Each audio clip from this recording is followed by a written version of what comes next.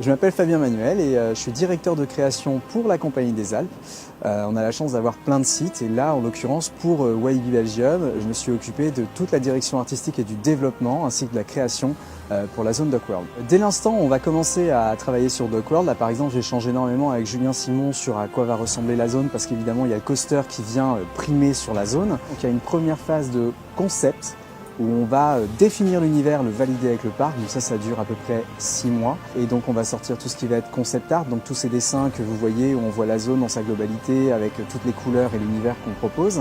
Et ensuite il va y avoir la phase de développement créatif, et là du coup on est sur une phase qui va nécessiter quand même pas mal de cerveau et de matière grise.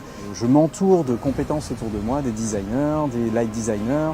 On va travailler aussi avec l'architecte pour combiner, pour faire en sorte que tout ce qui a été dessiné en scénographie tienne bien dans la réalité. Il y a eu beaucoup de personnes en créa qui sont intégrées sur ce projet, mais ensuite cette boîte de décoration avec des peintres, des sculpteurs et donc tout ce petit monde va travailler ensemble pour être sûr de concorder avec le concept qui avait été validé en amont avec Walibi Belgium.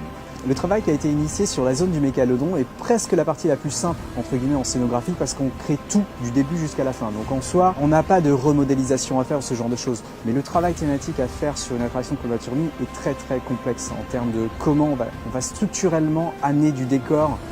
Faut imaginer qu'on a du béton sculpté sur la grande façade de la turbine. C'est des tonnes de béton qui vont se retrouver sur la façade.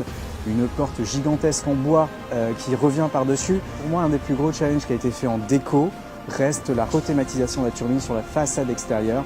Les inspirations sont un peu diverses, c'est-à-dire qu'au niveau de la turbine, on a voulu aller sur quelque chose de assez assumé en termes de darkness. De la zone du coaster, j'ai voulu quelque chose qui ressemble un peu à ces ports américains, le port du Maine ou ce genre de choses, où j'ai apporté effectivement un peu plus de couleurs, comme les pays nordiques qui cherchaient un peu à revitaliser un peu les bâtiments et à avoir un peu plus de couleurs sur l'ensemble. Un des prochains challenges qui va arriver va être les 2 grands portiques de la turbine. C'est un grand moment d'excitation parce que c'est le dernier élément de décor sur la turbine qui va arriver, mais c'est aussi un gros challenge technique parce que on va voir si tout a bien été étudié en termes de technicité, en termes de structure.